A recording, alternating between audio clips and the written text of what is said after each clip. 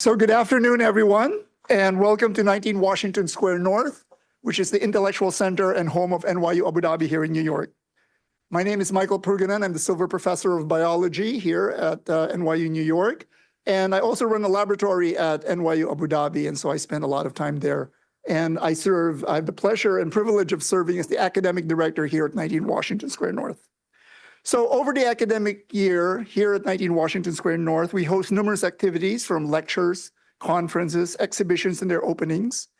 This also serves as a meeting place for students and faculty and indeed members of the public to interact and to learn. A key partner of us here at 19 Washington Square North is the NYU Abu Dhabi Institute in Abu Dhabi and New York, which has organized many of the activities here. I want to acknowledge the work of Sharon Hakakian-Bergman, the Director of Academic and Research Programs of the Institute, who with her staff puts many activities together, and she's over there in the corner. Today we are, and I personally am very, very pleased to see all of you at this public lecture, The Ethicist Speaks of Identity, given by one of our most distinguished faculty colleagues here at NYU New York, Professor Kwame Anthony Appiah. So over the last 2 years, we've hosted numerous intellectual luminaries here at 19, from Jan LeCun on artificial intelligence, to Gavin Schmidt on climate change, to Shannon Dowdy on doomsday cultures. It's a pleasure to have Professor Appiah join this distinguished roster as one of our eminent public speakers here. In many ways, Professor Appiah needs no introduction, but I will do so anyway. He's a professor of philosophy and law here at NYU, coming to us many years ago from Princeton University, and we were just talking, and that's one of a long string of distinguished universities he's been associated with, including Harvard, Cornell, and Duke. He studies and is written on political philosophy, ethics, the philosophy, language, and mind, and African intellectual history. Among his books are In My Father's House, published in 1992, which won the Herskovits Prize for African Studies in English, Color Conscious with Amy Gutman, The Ethics of Identity in 2005, and Cosmopolitanism, Ethics in a World of Strangers in 2006, the latter of which won the Arthur Ross Book Award on the Council on Foreign Relations. And this is just a fraction of many of the works that he has published over the last few years. Among the numerous awards he was given the National Humanities Medal in the White House by President Barack Obama in 2012, and he was elected to the American Academy of Arts and Science in 1995, of which he now leads it as president. And to the public at large, we know him as the Ethicist, the weekly columnist of the New York Times. Since 2015, we have read his columns to try to understand the numerous ethical dilemmas we face in our lives and his discussions on how to face these issues. So again, it's a pleasure to welcome you all here this afternoon in this event, and let us welcome to the podium Professor Appiah.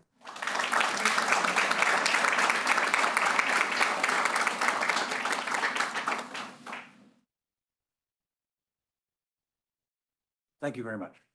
Thanks very much for that kind introduction. It's the American Academy of Arts and Letters that I'm president of. I'm merely a member of the board of the American Academy of Arts and Sciences, though I am chair of one of its committees. Thank you all very much for coming. Very nice to see you. Those of you I know and those of you I don't know. So usually in philosophy, you get a reputation by declaring other philosophers to be wrong. It's a good strategy in many fields. T.S. Eliot is famous in part because he challenged the kind of poetry written by Thomas Hardy not long before him, and James Joyce challenged the kind of novels written by Thomas Hardy and became famous that way too. We remember Einstein for refuting Newton, not for building on him. But I've learned gradually over my years in the subject that despite the fact that you get more famous by disagreeing with people, Aristotle got a lot of things right. One of his excellent ideas was that there is an important subject called ethics that asks the question, what is it to live well, or what is it to have a good human life? What is to flourish? Aristotle said that people who lived well had something he called eudaimonia, which is sometimes translated as happiness. That seems to me not a good translation into modern English, since happiness now has the sense of a particular sort of positive feeling, but not everything about living well has to do with feeling great. Part of living well, for example, is getting enough sleep. And the point of sleep is that most of the time when you're asleep, you don't feel anything.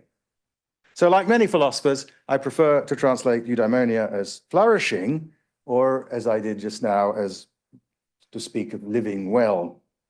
Part of Aristotle's answer to the question, how do you live well? And this is another great idea, I think, is that we humans can only live well in community. He put that by saying that we are a zoon politikon, a creature of the polis, which was this kind of community that he lived in, a city-state like Athens in his day. And as I say, this strikes me as importantly right.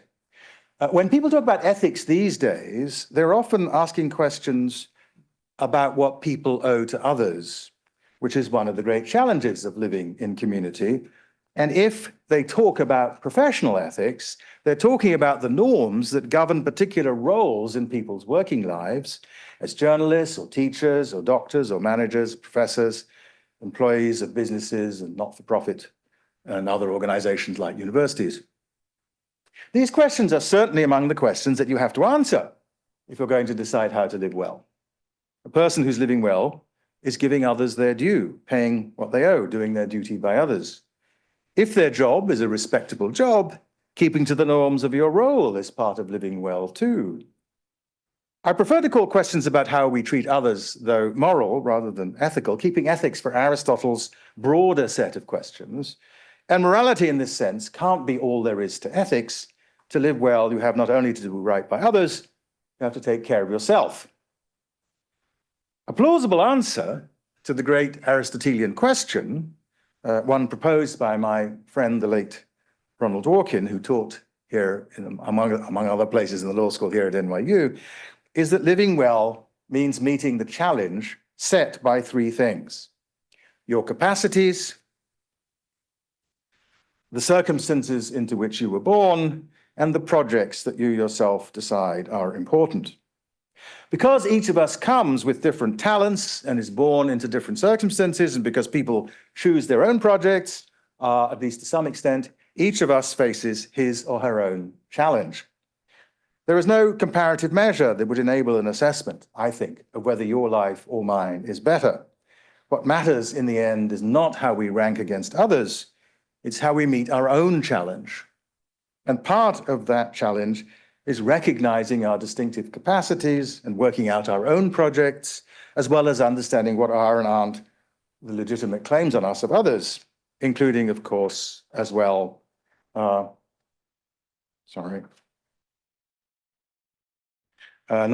just other humans, but other animals and maybe the natural environment as well.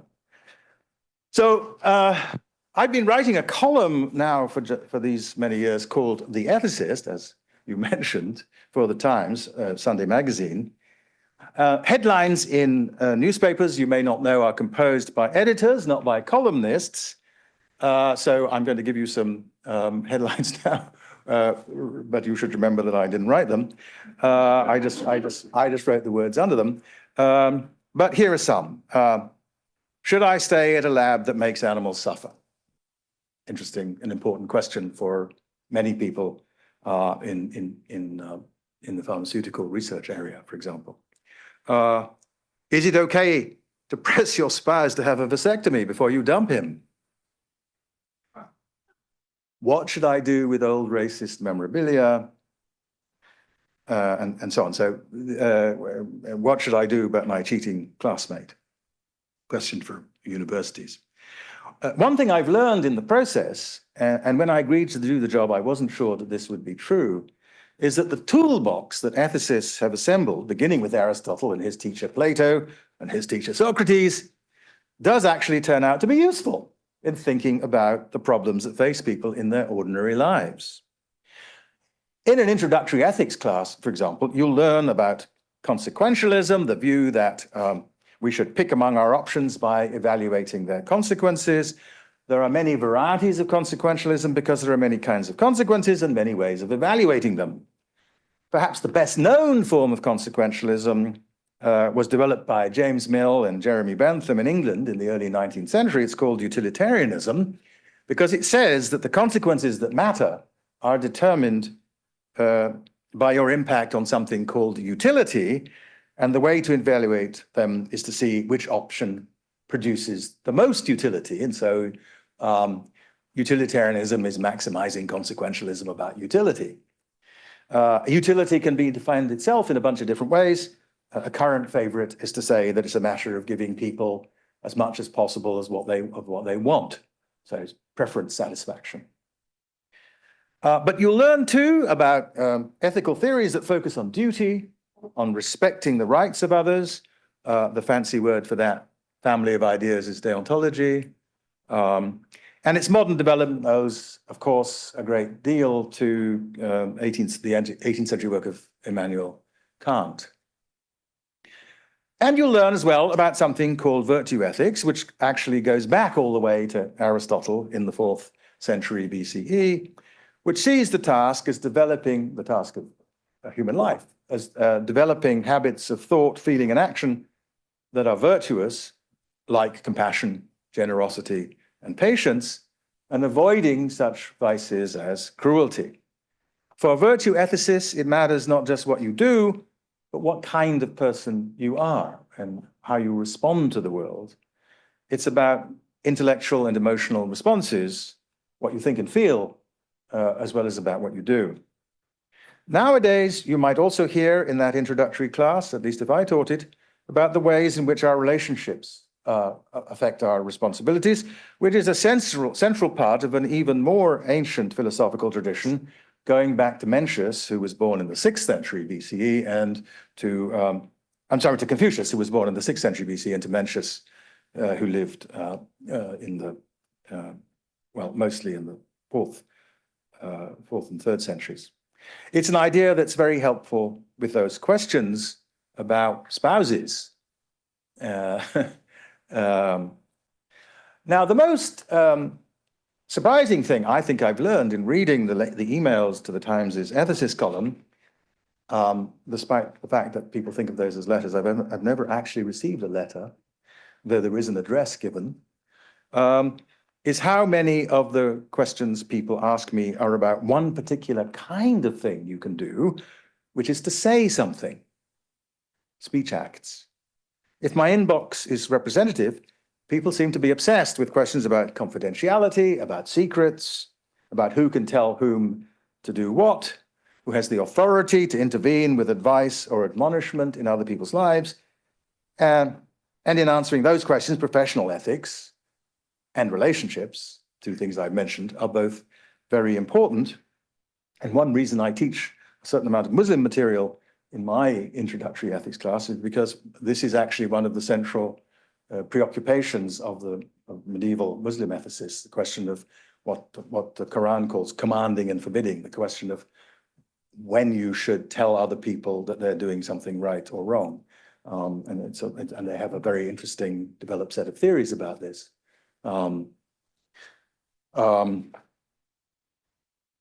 Okay, so here's an example of such a question. Somebody wrote to me a while back about what they should do about a client. This was an interior designer, about a client who showed up seriously intoxicated to a professional meeting.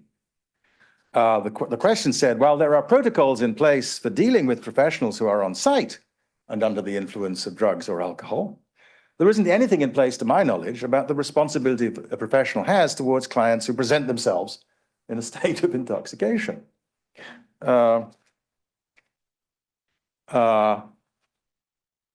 of my answer appealed to a general principle of professional ethics, which is that when professional people enter into our lives, into our private worlds, we reasonably expect that they won't feel free to report every problem they see to the authorities. We don't want our doctors deciding that we're using illegal drugs. We want them to know that if we're using drugs that might affect our health, but we don't want them to feel that it's their duty to then report to the authorities that they have discovered this. So only where there's a risk of significant harm is the obligation of professional discretion overridden, I said, by a concern for the welfare of vulnerable parties. So in the column, I try to bring philosophical ideas to bear on everyday problems. And it's a constraint on the questions that I get given that they should be people asking about something that they should do. They're not allowed to ask me, do you think that Benjamin Netanyahu is just, which is an interesting ethical question, but not one I'm allowed to answer. I could answer a question from Mrs. Netanyahu about whether he was treating her properly, but I couldn't. I can't answer general questions of that sort, and I frankly don't want to. I mean, not in that context. But I certainly don't think the most useful part of the column is telling people what to do. And I know from frequent conversations with people who do read it that they agree, since they very often disagree with my advice, even if they enjoy reading what I have to say. I think the useful thing is sort of showing how one might bring these ideas to bear in thinking about these questions. In general, because of the scale of the letters, I don't know enough, usually, to answer the question what you should do. And one of the things I try to do to people is to show them that they have, as it were, they fail to pay attention by not telling me to what is probably a relevant feature of the situation. I think a lot of getting sort of moral life right is recognizing what your situation is and characterizing it correctly. And a lot of people seem not so good at that. At least the people who write to me. I'm sure you're all terrifically good at it. But that's why you don't write to me. I've also learned that exploring these issues through the small stories, the mini novels that my readers often construct before asking their questions, that helps most people make better sense of what are very abstract ideas about virtue and utility and stuff like that. Rather than better than understand things better than they would if everything remained at the level of philosophical abstraction. And that's a general view I have increasingly about if you want to bring philosophical ideas to bear into the world. The narrative is a very central way of getting people to grasp ideas. So philosophers contribute to public discussions of moral and political life, I've concluded, not by telling you what to think, but by providing an assortment of concepts and theories that you could use to decide what to think for yourself. And my main task today, having done all this elaborate setup, will be to try to make a contribution to that ambition as it relates to one particular set of ideas. But I should say at the start that I'm going to make lots of claims, and however forcefully I make them, you should always remember that they're offered up for your consideration in the light of your own knowledge and experience. My interest is in starting conversations, not in ending them. I began with some things that I think Aristotle got right. Let me end with another. The generalizations of ethics, he said, are true for the most part. There are going to be exceptions, I think. So that's something to bear in mind when an ethicist offers you advice.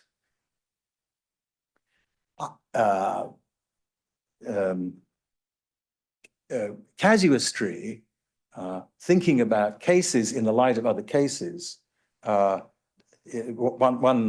advantage of that, and one advantage of the fact that that's how Confucius, for example, answers questions in the context, is that often if you just give people a general principle in response to a challenge, it'll turn out that the general principle, while giving the correct answer in this case, is not, in fact, one that would give the right answer in every case.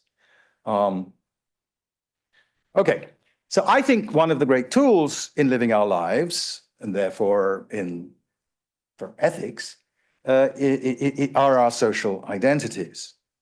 Our genders, our sexual orientations, our national and our cultural and racial and ethnic and religious identities, and the professional identities that I've already mentioned in the context of thinking about professional ethics. And I've spent a good deal of time over the last few decades thinking about how these fit into our broadly ethical lives, in Aristotle's sense, into our lives, into the question, how do I live well?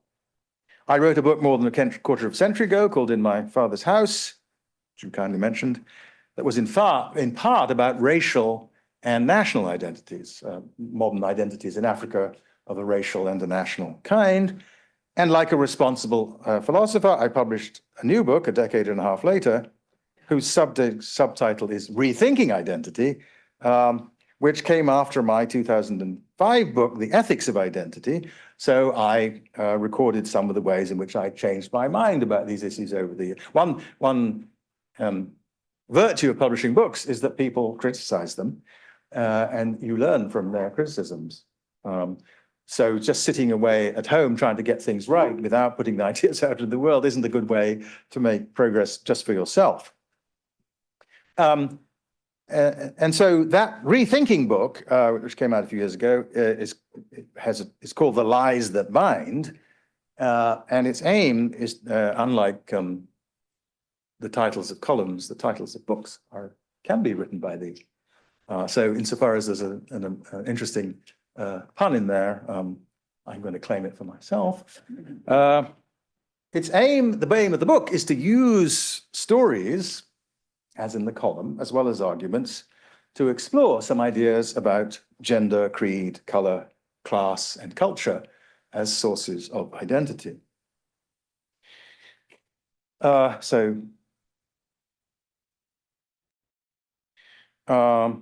One reason I've spent time reflecting on identity is that my own has so frequently puzzled other people.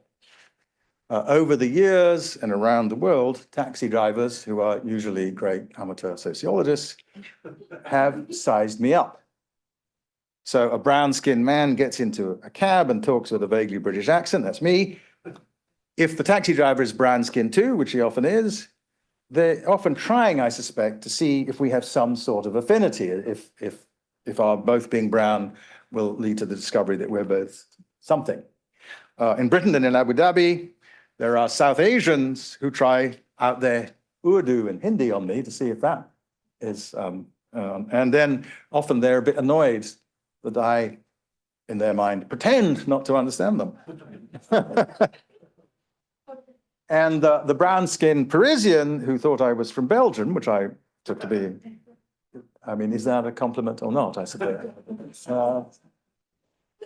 But I think he meant, he assumed I was a fellow Maghrebi, that I came from, in fact, that he thought of me as coming from somewhere in North Africa. And though in New York City, a Sikh and an Egyptian have wondered where I was born, because I might have been Sikh, I suppose, and the Egyptian was from Upper Egypt, where they're browner than in Lower Egypt, and so he thought I might be one of his fellow identity people. And the answer to the question where I was born is London, which of course is not what they wanted to know.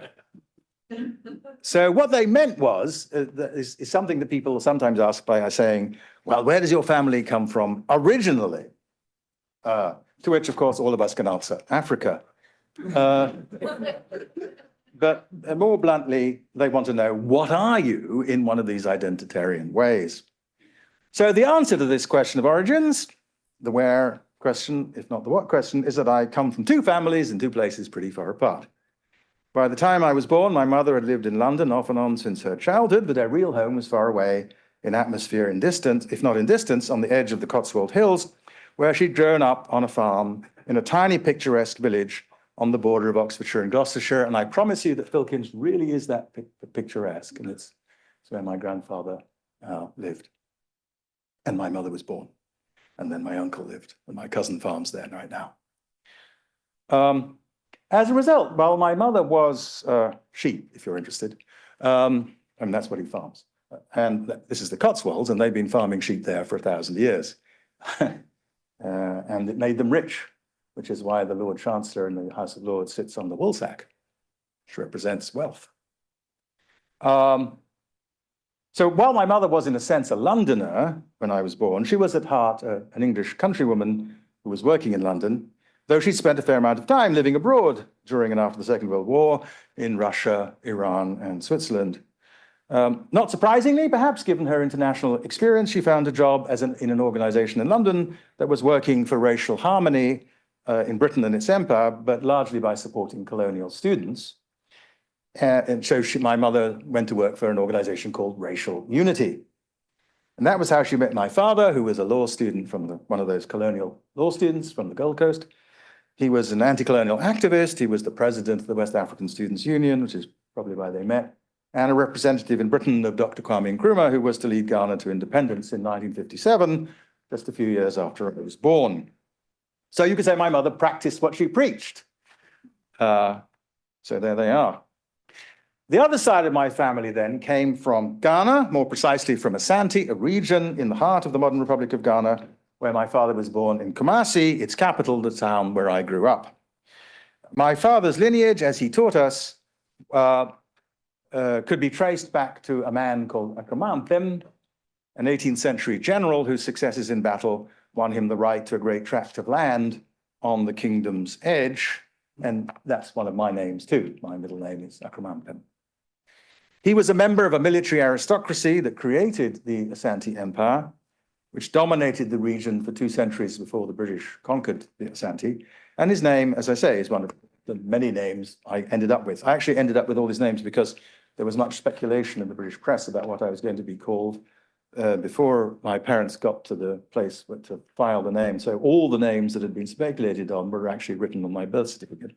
My parents had been planning to give me a normal number of names, but anyway, on my birth certificate, there are a bunch of names.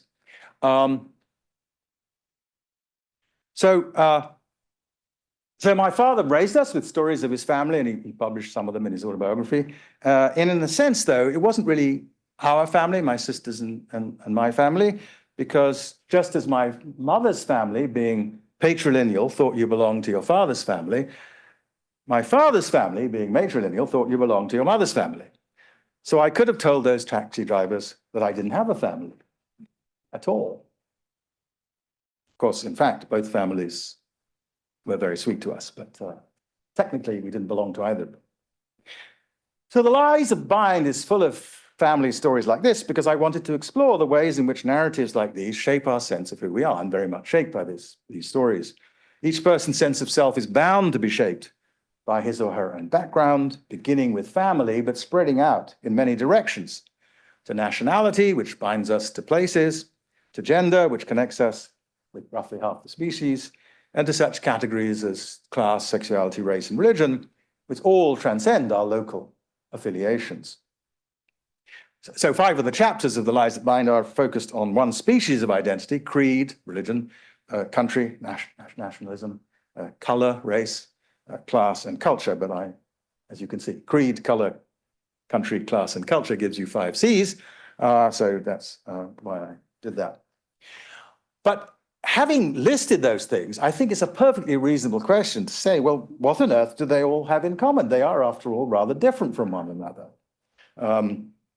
Creed, we think of, though not everybody has always thought like this, as something that you, as it were, decide for yourself. You decide, it's a matter of creed, after all, means what you believe, and surely you decide what you believe for yourself. But race, on the other hand, is not thought to be something that you decide for yourself, and it's also thought to be something that comes from your family, which your religion may, but there's nothing to stop you changing your religion from the religion of your family. And of course, gender, you don't get your gender from your parents, I mean, except in a rather roundabout way, because one of them gives you an X and the other gives you either an X or a Y, because everybody is differently gendered from at least one of their parents, sometimes from both, of course, these days. So what do these things have in common? I mean, as I say, they behave differently, they're inherited differently, they're ascribed differently. So my own thinking about these issues over the years has led me to an answer to that question that's guided me over the years. So it's one philosopher's answer to the question, what are identities? And then why do they matter? Those are the 2 things I'm going to end up talking about now. So my main message about the 5 forms of identity that I focus on in the book, is that they are, with all of them, we're often living with legacies of ways of thinking that took their modern shape in the 19th century. And I think it's high time to subject them to the best thinking of the 21st century and not to stick, as so many people seem to do, with 19th century ideas about these things. So the European and American intellectuals, the North Atlantic intellectuals who founded modern anthropology in the later 19th century, tended to think of religion as centrally about the things we believe, creed, and that thought has percolated into the general culture. But I argue in the book that the heart of religious life across space and time includes matters other than creed. And once you see, I think, that creeds are not as central as we're inclined to suppose, you'll have to accept that scriptures, which are sources of belief, matter less than many people seem to think in the actual lives of the religious lives of most human beings who have a religious life. When it comes to modern states, shaped by a form of nationalism that also rose through the 19th century, law and common sense suggest that people have a right to international law to determine their own fates, peoples, plural. We speak of self-determination and autonomy, about independence, what my father fought for in Ghana, and freedom. But there's something wrong with our models here too, starting with the answers we've given to a fundamental question: what makes a bunch of people into a nation? I'm happy to discuss any of these. I'm just sketching a bunch of things. I'm not going to say a lot about most of them. Race has been a source of trouble in human affairs since the contours of the modern way of thinking about it became dimly visible in the rise of new scientific ideas about human beings as part of the natural world. It's somehow emblematic that the word biology was coined in German in 1800, beginning of a new century. And biology played the rise of biology is associated with the rise of ways of thinking about human difference that coalesce around the idea of race. So these ideas grew explosively in the 19th century, as did the cultural authority of biology, the new science of life. Much of the elaborate scientific superstructure that grew up around race was dismantled in the 20th century as anthropologists and biologists and others, people working in molecular genetics and so on, worked out the implications of what are essentially the implications of the ideas of two other 19th century figures, Darwin and Mendel. And then discovery upon discovery was made in evolutionary theory and population biology and genetics and genomics. But the world outside the sciences has taken insufficient notice, I think, of some of that. Too many people remain captive to a perilous cartography of color. The issue with class is not so much that we have a picture of it that's mistaken, but we operate with a set of pictures that I think are incoherent and inconsistent. And the most influential solution we've derived to what we in this country and many others in the West think of as the problems posed by class may, like the leeching and cupping of 18th century physicians, worsen the condition it means to remedy. I'm speaking of the meritocracy as a supposed solution to the problems of class. I think it's not a solution. And again, I'm happy to talk about that too, if you like. I won't try to summarize the multiple mistakes that we make about our broader cultural identities, but let me just say here that they're manifest in the temptation to imagine that people's origins make them either inheritors of or outsiders to something called Western civilization. In each of my 5 test cases, we too often make the mistake of supposing that at the core of each identity, there is some deep similarity that binds people of that identity together. Not true, I say, not true over and over again. There's no dispensing with identities, but we need to understand them better if we can hope to reconfigure them and free ourselves from mistakes about them that are often a couple of hundred years old. Much of what is dangerous about them has to do with the way identities, religion, nation, race, class, and culture divide us and set us against each other as others. They can be enemies of human solidarity. They are the sources of war. They are the horsemen of a score of apocalypses, from apartheid to genocide. We need to reform them because, at their best, they make it possible for groups large and small to do things together. They are the lies that bind. Now, as I say, I've been ruminating on these questions of identity for a few decades now. And my theoretical thinking about identity began with thoughts about race because I was genuinely puzzled by the different ways in which people in different places responded to my appearance, as I said. That wasn't so much the case in Asante, where, so it seemed to me, one local parent was usually enough to allow you to belong. Jerry Rawlings, who was head of state in Ghana from 1981 to 2001, he had a long run, He arrived as a coup maker and ended up an elected president, having designed a constitution, which may have been a little bit designed to secure the last result. So he wasn't chosen by the people originally. He came to power twice, in fact, through coup d'etat. But his fellow countrymen eventually elected him to the presidency. Unlike my three sisters, born like me, like my father in Asante, I've never been a Ghanaian citizen. I was born in England before Ghana's independence. So I was the subject of Her Majesty in two ways, as someone born in England to an English mother and as a subject, a colonial subject. So I was given the British passport when I first traveled, and I would have had to apply for Ghanaian citizenship, unlike my sisters who were born in Ghana. And for some reason, my parents never applied for me. So I only noticed that I wasn't a Ghanaian citizen, actually, when I was campaigning for my father's election in the late 60s, and I realized that I couldn't vote for him. But by the time it was up to me, though, I was used to being a Ghanaian with a British passport, and I, like everybody in my family, was well aware the British passport is a more useful travel document, unfortunately, than a Ghanaian one, so I didn't change that. But nobody in Ghana thinks that that's an obstacle to thinking of me as a local person, apparently. In England, the story was complex too. In my grandmother's village, again, it has one of those wonderful English names. It's called Minchinhampton. Minchin is a medieval word for nuns. And I spent much of my childhood there as a result of a disagreement between the president and my father, which led to my father being a political prisoner for a while. And but those who we knew there never appeared to doubt our right to be there, even though we were the only brown people in town. My aunt and uncle lived in this equally picturesque market town in the west of England too. Oh, it seems to have. There you are. That's the middle of the town of Minchinhampton. That building was built with sheep money, with money from wool in the Middle Ages. But as I say, it was a small enough place that everybody knew why we were there. My aunt and uncle lived there. My grandmother lived there. I lived with my grandmother. My aunt was born in a house just outside Minchinhampton.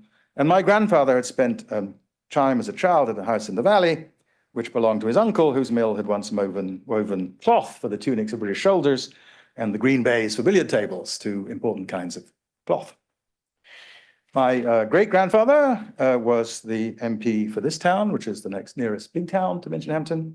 And his great-grandfather represented Cirencester, which is a little bit further away. And so there were Cripses, that was their name, in that area, some buried in that churchyard, which you see behind that church, back to the 16th century. But the skin and the African ancestry I shared with my sisters marked us out as different in ways I think we were not, as young people, often very conscious of. And this sort of became clearer to me in retrospect. I remember I went to a sports day some years ago at a school in Dorset in England that I had attended as a preteen because I went there because my nephews were there and I was visiting them to watch them participate in sports with their mother and father, my sister and her husband. And I was amazed to see, no, I was in my 50s or something, and I was amazed to see that the man who'd been headmaster when I was there was around. I mean, he wasn't headmaster, he was 90-something, but he was there on this celebratory day. So I went up to him and I said, you won't remember me, Mr. Upward, but I was a student here. And he said, he brightened and he took my hand warmly and he said, "Of course I remember you. You were the first colored head boy." So he had remembered me. I'm sure he didn't remember all the head boys, but he remembered me because I was the first colored one. So when I was young, I think the idea that you could be properly English and not white was relatively uncommon. Even in the first decade of the 21st century, I once gave a paper to the Aristotelian Society in London on race, and there was a woman in the audience who just couldn't understand how I could be English, and no talk of 13th century ancestors in Oxfordshire could persuade her. So, and then in America, when I got here, things seemed at first relatively simple. I had an African father, and so like President Obama, I was black. But the story here too is complicated, of course, and it has changed over the years, in part because of the rise, while I've been in this country over the last 40 years, of the idea that mixed race people are an identity group, not just the intersection of two identity groups, but an identity group of our own. Color and citizenship, however, were entirely separate matters here, because after the Civil War and the Civil War amendments, no sensible person doubted that you could be both black and American, at least so far as the law was concerned, despite, of course, an persistent undercurrent of white racial nationalism. So I hope it's clear why I might have been puzzled in the end about how to make sense of people's ideas about race coming from these places where it all operated in these very different ways. And that's one of the important lessons, I think, about these supposedly global identities, that the way they work is extremely contextual. They work like the Brazilian word negro, black, means black. And so I would not be negro. And so that means, because of the way genetics works, that in Brazil, you can have a different racial category from your siblings. I don't think most Americans think that's possible except by adoption. So when I turned over the years to thinking about nationality and class and culture and religion as sources of identity, and added in gender and sexual orientation, I began to see three ways, and this is turning now to this question about what do they all have in common, three ways in which these very disparate ways of grouping peoples do in fact have something important in common, and it'll turn out to be something important for ethics. The first is obvious, though, well, to say that something, there's a famous story about the mathematician Hardy that he came in once to give a lecture and wrote a formula on the board and looked at it and said, this is obvious. And then he left the room for 10 minutes and he came back and he said, yes, it is obvious. When I say something is obvious, I always can think of a philosopher who disagrees. But every identity, I think, comes with labels. So understanding identities requires first that you have some idea about how to apply labels. That's the school where I was the first colored head boy. So let's say you might call these, if you want to use fancy language, criteria of ascription. There have to be ways of thinking about how you get the label. So explaining to someone what Catholics or Frenchmen or working class people are begins with some suggestion as to what it is about people that makes each label appropriate for them. That way you can decide, faced with someone, whether that identity is their identity. But of course, not everybody agrees about the boundaries of these labels here. There are people who think that you can't be Muslim and French, and there are other people, for example, French immigration lawyers, who think you can. But there's usually some consensus about the central cases, and these labels would be no use to us if we were always contesting every application of them. But still, it's important to remember that there, generally speaking, isn't consensus on the boundary. We all know now that the boundary between the supposed boundary between men and women is now contested. Maybe it was less contested in the past, but it's definitely contested now. And similarly,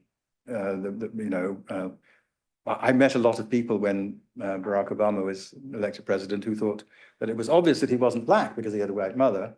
None of them were black people; they were all white people who thought that. But and again, so on the one hand, a lot of Americans thought it was obvious that he was black, and he thought he was black, and his wife thought he was black, and his children think he's black, and his church thinks he's black. But other people, there are arguments can be made.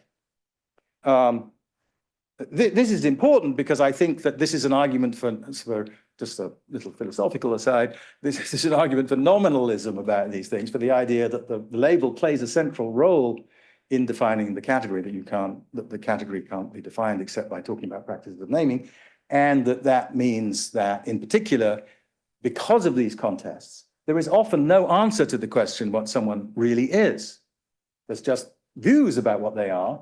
Often, though, anyone who thinks that Dr. King wasn't black doesn't know how to use the word black, or else doesn't know who Dr. King was. So here's a second point. Membership in an identity group matters for people's thoughts about how they should feel and think and act. And one of the commonest ways in which it matters is that they feel some sort of solidarity with other members of the group. So their common identity gives them a reason, they think, to care about and help one another. It creates what I've called norms of identification, rules about how you should behave in virtue of your identity. But of course, there's conflict about the boundaries of, just as there's conflict about the boundaries of the group, there's conflict about what the norms of identification are. What does being American require of you? Lots of people do things because they think it's required of them as Americans, like vote. But what are the things that are actually required of you as an American? And you won't get consensus on that. I'm sure we wouldn't get consensus on that in this room, let alone in this country. So there's a third feature that all identities share, and that is that it affects the way, they affect the way other people treat you. This is one of the ways in which they're social. One of the ways I've already mentioned in discussing item 2, namely that sometimes people do things to you out of solidarity.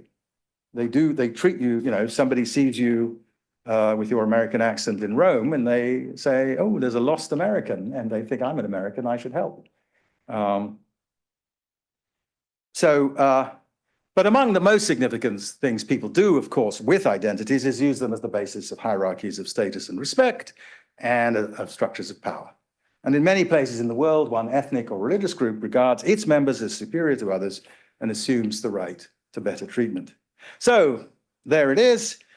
That's my little theory of identity. This is my reminder that all these dimensions of identity come with context. How should you treat people of other religions, other races, other genders, other nationalities, and so on? Well, people have views about that, but they don't all have the same view.